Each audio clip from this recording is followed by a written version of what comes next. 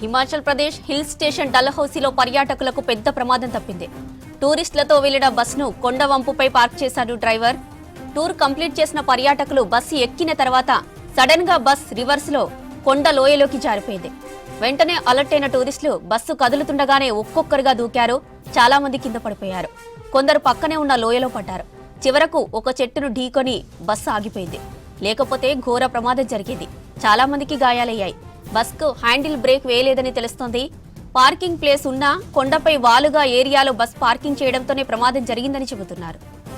Himachal Pradesh hill station డల్హౌసీలో పర్యాటకులకు పెద్ద ప్రమాదం తప్పింది. టూరిస్టులతో వెళ్లిన బస్సును కొండ వంపుపై పార్క్ చేశాడు డ్రైవర్. టూర్ కంప్లీట్ చేసిన పర్యాటకులు బస్సు ఎక్కిన తర్వాత సడన్ గా బస్ రివర్స్ లో కొండ లోయలోకి జారిపోయింది. వెంటనే అలర్ట్ అయిన టూరిస్టులు బస్ కదులుతుండగానే ఒక్కొక్కరుగా దూకారు.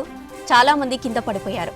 కొందరు పక్కనే ఉన్న లోయలో పడ్డారు. చివరకు ఒక చెట్టును ఢీకొని బస్ ఆగిపోయింది.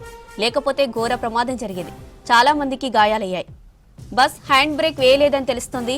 పార్కింగ్ ప్లేస్ ఉన్న కొండపై వాలుగా ఏరియాలో బస్ పార్కింగ్ చేయడంతోనే ప్రమాదం జరిగిందని చెబుతున్నారు.